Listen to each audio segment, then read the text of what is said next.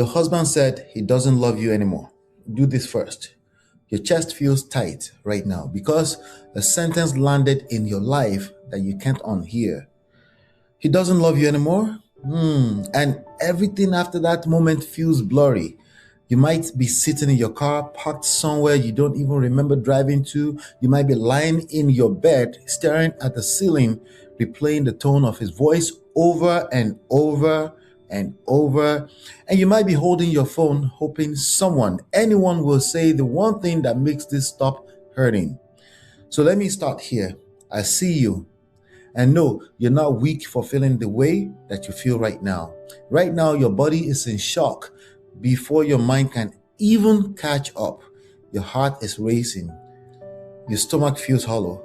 And there's this strange mix of panic and numbness happening all at the same time. You're grieving something that technically still exists, but doesn't feel safe anymore. And on top of the pain, there's confusion. You're wondering, did I miss the signs? Was it lying before, or is it lying now? Is this fixable, or am I about to lose my family, my future, my identity? There's also fear layered under all of it. Fear of being alone, fear of starting over, fear that this confirms the quiet insecurities you've carried for years, but never said out loud. And then come the judgments, the ones people say to your face and the ones you imagine they're thinking behind your back. Men don't just wake up and stop loving someone. You must have pushed him away. You should have tried harder. Maybe you let yourself go. Maybe you were too emotional. Maybe you weren't enough. Some people would tell you to fight harder.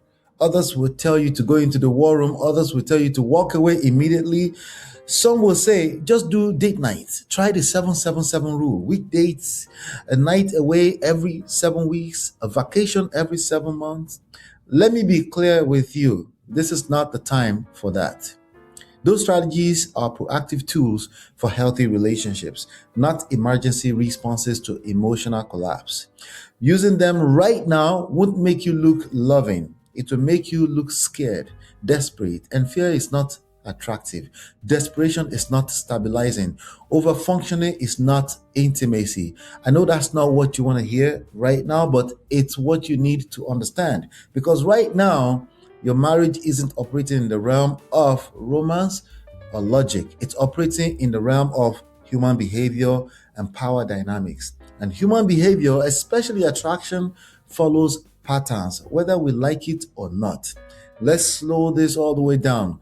Context matters. Did he say this in the heat of an argument, or did he sit down calmly and say, we need to talk? Those two moments mean very different things psychologically speaking. Words spoken in emotional overload are often expressions of distress, not conclusions. Words spoken calmly are usually symptoms of something that's been forming for a long time.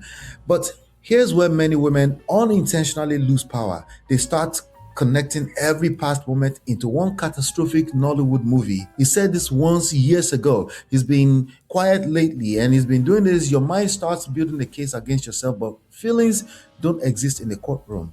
They exist in the nervous system. I want to tell you something about Grace. Grace was exactly where you are. Her husband sat her down on a Tuesday night, not during the fight, and he told her he was done. He said the spark was gone and he just didn't love her that way anymore. Grace did what most people do. She panicked, she bought new lingerie, she started cooking his favorite meals, she sent him long emotional texts about their wedding day. And do you know what he did? He pulled further away. He became colder. Why? Because Grace was rewarding his rejection with increased devotion. In the psychology of influence, she was lowering her value while he was signaling that he didn't want the product. According to data from the CDC and Relationship Research Institute's long-term emotional stress, not single events, is the strongest predictor of marital dissatisfaction, not a lack of love, not a lack of effort. 1, stress. 2, identity erosion. And 3, unresolved resentment. And that matters because feelings are not permanent states. They are responses. Your husband's feeling is real, but real does not mean final. The modern marriage cannot survive on obligation, duty, and responsibilities alone. Attraction matters. not just physical attraction, emotional and sexual polarity, respect, presence. When attraction fades, people often confuse the absence of desire with the absence of love. And when people feel trapped between guilt and dissatisfaction, they said blunt, devastating things. They don't have the emotional vocabulary to explain themselves. That does not make what he said okay. This is not justification for dropping that sentence on someone you vowed your life to. But understanding is not the same as excusing. Understanding gives you leverage. Here is the truth that might sound harsh at first. On any given 2-week period where you are not a proud participant in your marriage, the marriage as it currently exists is over. Not forever, but as a state. Acknowledging that doesn't destroy your marriage. It's what stops you from chasing a version of it that no longer exists. This is something we talked about deeply in our recent videos, Time to Divorce, the 5 stages of marital collapse, and the other video, Predict Divorce, the number 1 sign your marriage is over. Collapse doesn't start with paperwork. It starts with emotional withdrawal. And here's where we hit the hardest stage of marriage: discovery. The moment you start to discover that, oh, you're married to a human being, but you can only see them as a villain, as wicked. You label this behavior as cruelty, neglect, wickedness, even narcissism. You become the enabler of wickedness without realizing it by pointing the finger at him while losing your own identity. And now we arrive at the moment that determines everything. One thing you can do today that immediately increases your power: stop trying to convince him to love you. Not because you don't deserve love, but because attraction cannot be negotiated. Here's what you do instead. For the next 72 hours, you regulate yourself. No interrogations, no emotional dumping, no "we need to talk right now." You eat, you sleep, you hydrate, you move your body, you return to baseline, because the most magnetic thing in moments of crisis is emotional stability, maybe a dose of indifference, even if you have to pretend. Then when you do speak, you say this: I hear you, I understand, I'm going to take some time to focus on myself and get clarity. We can talk again after that. That sentence does 3 things. It removes pressure, it reestablishes self-respect, and 3, it disrupts the power dynamic that desperation creates. This is not manipulation, this is emotional intelligence. Grace finally did this. She stopped the chasing, she stopped the 777 planning, she took a hard look at the stages of collapse and realized she was in the final stage. She started investing in herself, not to show him, but because she realized she had neglected her own soul. She rejoined her old book club, she invested in support system, she started hitting the gym, she stopped checking his phone, and a funny thing happened about 3 weeks in. Her husband started noticing the silence. He started noticing that she wasn't crying when he came home. He started wondering where she was going. That's attraction.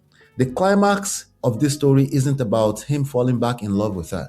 It's about Grace falling back in love with herself without confusing that with selfish behavior. She realized that her value wasn't tied to his feeling of love, which is often just a cocktail of hormones and stress. Can a husband fall back in love? Absolutely.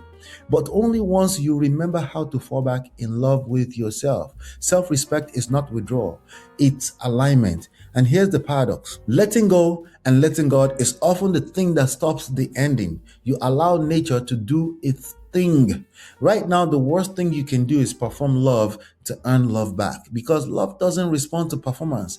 It responds to authenticity, self-sustainability. If you're in this place, take a breath. The fact that he said it today doesn't mean it's the final word of your life story. It's just the end of a chapter that wasn't working. I want to ask you something and really sit with it. If you weren't trying to save this marriage, who would you start becoming again? If this wasn't directly about you, but someone you knew, what do you think the husband is looking for when he says he's lost love? Do you think he is actually looking for an exit, or is he subconsciously crying out for a change in the dynamic that he doesn't know how to articulate? Some will say he is already sleeping with someone else. That's lazy thinking. Those stories do exist, yes, but that's lazy thinking. Nonetheless, let's talk about it below. This is Ola, man of Prestige, your favorite relationship and marriage coach. If you enjoyed this, smash that like, subscribe, and share it with someone who needs it. Be a part of the Prestige family. My wife Lola and I have written 2 powerful books. Get my marriage back and number one red flag, yours free at manofprestige.com. For personal coaching, send me a WhatsApp request for consultation to +1 732 305 8577. Stay tuned for more. Your journey to love and prestige starts here.